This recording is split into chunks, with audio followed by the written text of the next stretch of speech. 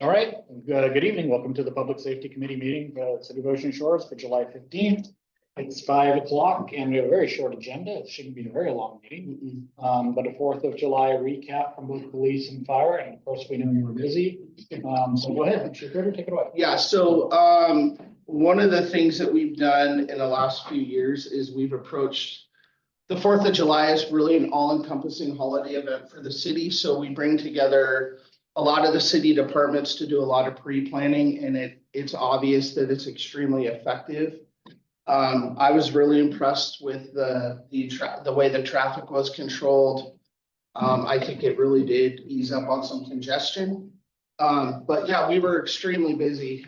We had one in particular fire that had me a bit nervous between Butterclam and Marine View Drive. It's about 5 acres, but the issue is, if you look at pictures of that fire, the head of that fire was right at the secondary dunes. It was starting to get into the thick stuff where we have to take a defensive position and transition to saving homes and evacuating people. And we're just really blessed that the fire department was able to put a quick stop to it before it got as bad as it could have. On that particular fire, we did dispatch the dozer. The dozer was en route. The dozer was on the approach. However, they got it out in time where the dozer didn't have to get off the trailer, which is a good thing. So that was our biggest event. But between the 4th and 5th, we had over 35 medical responses. We had 3 pretty serious firework injuries. We had a young man who firework went off in his face. We had a 13-year-old girl that someone decided to put a mortar in a car that she was in, and the mortar went off. And we had a pretty severe hand injury. We had 6 brush fires. One of them was the Butterclam fire. The other brush fires were extinguished very rapidly. We had 5 dumpster fires. The dumpster situation is one of those things that I'm glad we have the dumpsters, that the fire's contained in a metal box. And even if we can't get to it like right away because we're on another brush fire, at least it's contained. But the problem that we ran into this year is cars parked right next to the dumpster. So that'll melt your paint and that will damage your vehicle. But at the end of the day, they parked there. So next year, I'll probably try to work on some more signage, not to park around the dumpsters. Huge thank you to Avert, to the Ocean Shores Police Department, to Sarah and George, Ace Hardware, the Shiloh for letting me use one of their decks in the utility room to do fire watch and run command. Again, it's really been an all-encompassing, all citywide event that the preparation going into this it's evident that the preparation and communication have paid off. It's still extremely overwhelming for our resources, way overwhelming. So our fire department hired 7 outside firefighters to come in and help. We wanted more, but because of the wildland fires all over the state, it's hard to get wildland firefighters over here for just the 4th of July. So we feed them well. That's one of our things. We make sure that we feed them well and we pay them the state rate. So we have 7 outside firefighters and 4 of our own volunteers that dedicated the 4th of July. We kept the station staffed with structural engines and medic units. And then we had 3 brush units out on the beach. We did have difficulty with one of our brush engines. The big military rig, the wheels on the very inside weren't engaging, and so it ended up getting stuck at probably the worst time possible. But thanks to our public works department, I was able to make a phone call, get some heavy equipment out here and pull it out, and that was remedied fairly quickly. So we had 83 unattended fires. So when people come to our beach, they do their beach fires and then they just leave. And they dump all their trash in it or all their firewood, and then they just go. And so our crews are stuck out there for 3 hours after the 3 or 4 hours extinguishing unattended fires. That's always a little bit annoying, but we can put as much signage up as we want. People are still going to do it. So as far as I'm concerned, I think it was a huge success. I'm super proud of the men and women of the fire department and the police department. We were every which way but loose. One of our vehicles did end up getting contacted or hit, thank God not at high speed, by a drunk driver. Law enforcement was on it immediately, and took care of that situation. So obviously, there's a lot of consumption on the beach, a lot of people lighting off things that they shouldn't, but the ability to enforce all these rules is next to impossible with the amount of people we have. We just try to keep everyone safe and alive, and I think we did a really good job, so that's all I got. Quick comment while I'm thinking about it, since I didn't bring a pen to write it down for later. The dumpsters. Yeah. I personally contacted 3 cars that parked like right up against those things Yeah. and warned them that those things catch on fire Yeah. and it will bubble your paint Yeah. when that happens. And they're like, oh, okay. And I come back around an hour later and it's still parked there and they're gone. So, you know, Yeah. signage isn't gonna do it because the signage is gonna burn up as soon as the Yeah. dumpster catches on fire. So, We can only do what we can do. yeah. 4th of July. Thankfully was not real busy for us. It was busier than normal nights, of course. We had 85 incidents between 8 AM on the 4th of July and 4 AM Saturday morning. So the following morning, we had 85 incidents. That was 82 less than we had last year, with last year being on a Thursday, which was really odd for us. We did not expect for that. We were preparing for the worst and it was like really mellow for the most part. But we'd rather be over prepared and have it be like that than not be prepared and have it be out of control. So we had 2 arrests on the 4th of July. One of those being the stolen moped, and then the other one being a burglary, which also resulted in a 3rd-degree assault, which is an assault on one of my officers, where she bit his thumb pretty good. And that was not a good, and that was like first thing in the morning. So that was not a good start to our day. And we were kind of judging that as predicting the rest of our day. Thankfully, the rest of our day went fairly good. We did have 3 different incidents where we took 4 guns that we had to run out of the incidents. One of those being a fight call that ended up being counties. We were just there to assist just because it was right on the other side of the Damon Point approach. We like those. We just show up and look good and do our thing and then we get out. And it's somebody else's investigation. We took 2 guns in that incident. We were the first ones on scene for that. And that was early on in the evening. We were we're not sure what the reasoning is for the low call count for that night. That incident specifically, I believe we had 6 Ocean Shores cars show up to 2 parks units, 2 state patrol, and 2 county units. And that is completely unheard of for this area. We never see county show up in our city. We never see state patrol anywhere near us. And then parks just happened to be in the area. So we were really lucky. We were thinking maybe that show of force of going in, early in the evening might have kind of, slowed things down for us.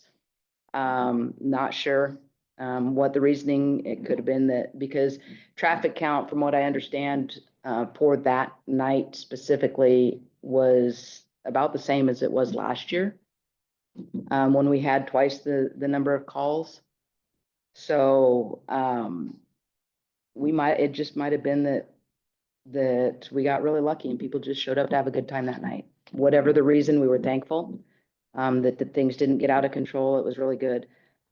Between the hours of 8 AM on the 2nd, which is the first day they can light off fireworks, until 6 PM on Sunday, which is usually the day people clear out, we had 304 calls for service in that time. And in that time, a total of 5 arrests. So, and usually I pretty much take the same report every year about the 4th of July, but I'm usually doing it at the council meeting.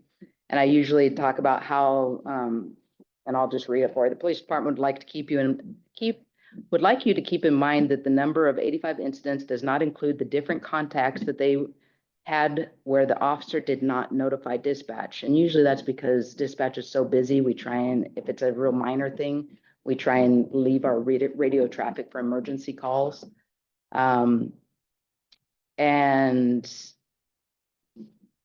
I gotta tell you, driving around that night, normally I am stopping and making contact with a lot of people for the fireworks. I even make a traffic stop here and there and don't call out on the radio. Should I? Yes.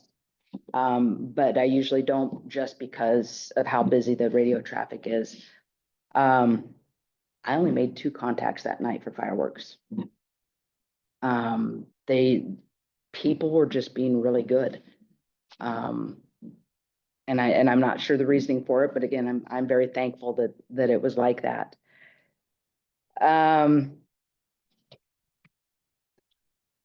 Then the freshwater ways, Marine Patrol, they were active out there we were going to try and get them out there on the 3rd, but the weather just wasn't working with us. The wind was pretty good out there and we're not very protected on the boat. I say I've never been on our boat, but my boating officers. The boat was out there on the 4th and the 5th and the 6th for Operation Dry Water. They made 37 contacts and there were 22 safety violations identified, such as jackets, not enough jackets on the vessel for the number of people, not having a Type 4 throwable, which for boating people, you know what it is. I had to ask. That'd be like the seat cushion being thrown out of the boats type of thing, and if there's not a life jacket available. And not having a sound producing device. Most boats already have it on it, so that's usually like the kayakers and those kind of the canoes, things like that, are supposed to have a whistle. And so they made those kind of contacts. They were also doing inspections. If they weren't on the boat, they had 8 hours actually on the boat for the weekend. The rest of their contacts were made at the docks. And they've been doing a lot of their contacts on the docks as people are putting boats in the water. They do their inspections at that time before they even hit the water. So other than that, they wanted everybody to be safe, kind, and courteous. And above all,